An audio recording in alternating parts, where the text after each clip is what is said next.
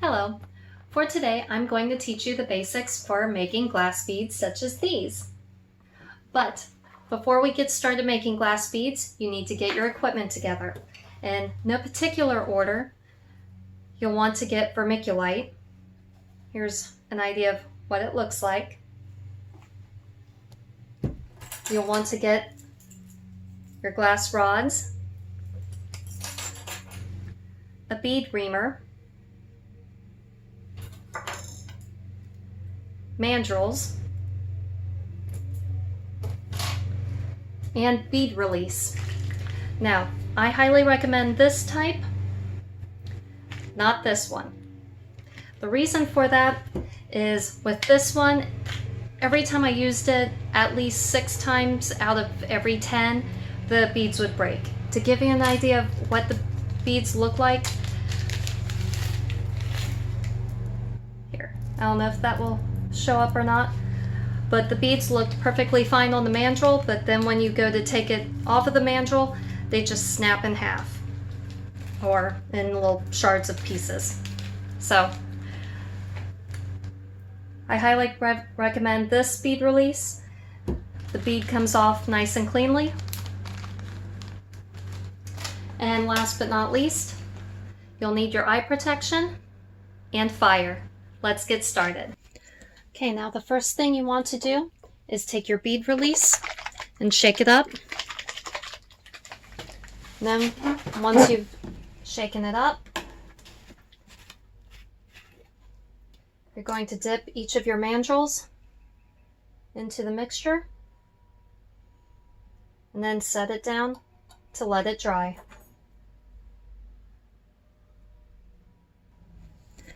Now with your mandrels, you can let them air dry, or to make it go faster, you can start up your fire and dry them by the fire.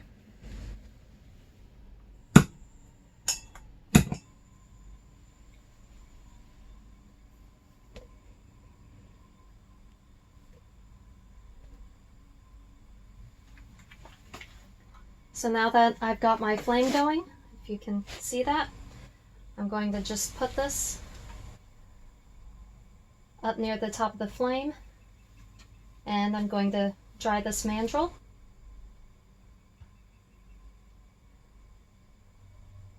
And you'll watch the bead release go from a dark color to a light grayish, almost white color. And once it's completely dry, then you can start doing your first bead. With this one, I'm going to put the glass rod into the flame, and I'm going to be warming up the glass here, but at the same time I'm going to be twirling the mandrel around in the fire. That way they're both warm.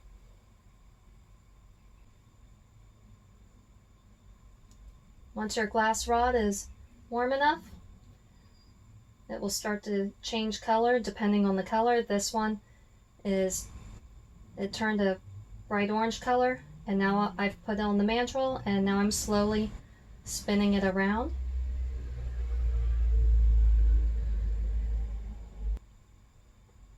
And as I twirl it around, I'm just doing a little spiral pattern.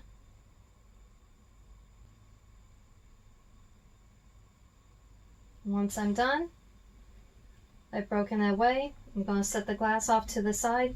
Careful not to burn yourself.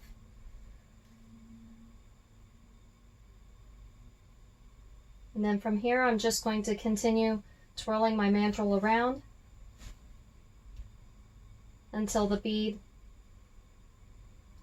becomes more smooth and all of the lumps are out. If you notice one side is thicker than another side, you can always tilt your hand like this and let gravity do its work.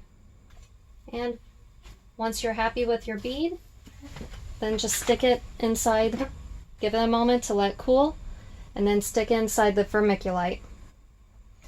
If you stick in the vermiculite too quickly, then the glass might actually take the shape of the vermiculite inside the cup. And now I'm going to work on the next mandrel. First I'm going to dry it in the flame.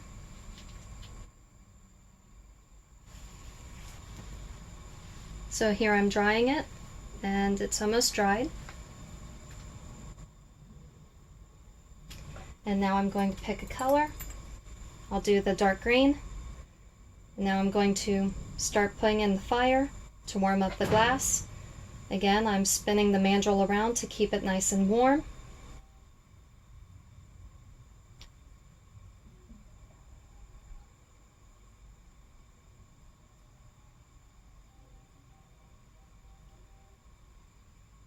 Once the glass starts to change color, then it's about time to put on the mandrel. And then just slowly start spinning the mandrel around, keeping in the flame.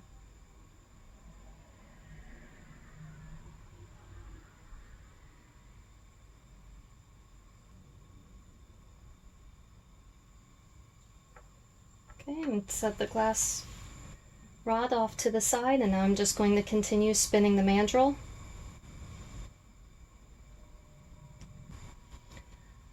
Now that my bead is looking pretty round, I'm going to warm up my next color.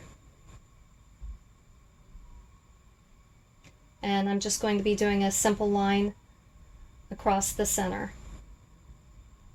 So now that this rod has warmed up, I'm going to just slowly spin the glass bead around.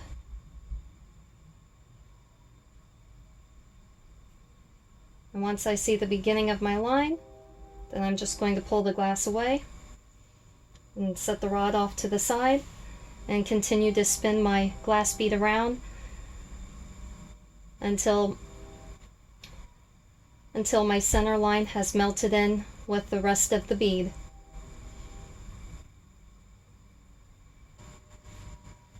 And once you're done with all of your bead making, go ahead and turn your fire off.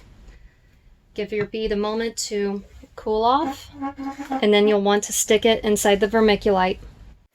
Okay, so after the beads have sat in the vermiculite for at least a half hour to cool down to room temperature, then I like to soak my beads, still on the mandrel, into water. This helps with the bead release to release from the mandrel.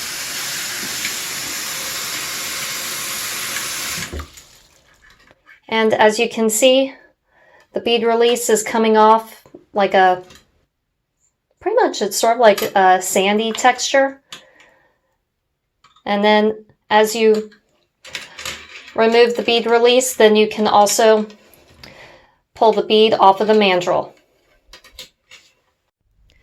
Now, if you're having difficulty getting your bead off of the mandrel, you can either use pliers to ply it off, or I actually have this little setup.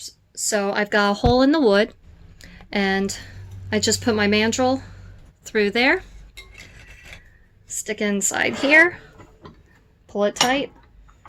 Actually, let me get that down a bit. And then from here, I use the wood and I pull up on the wood.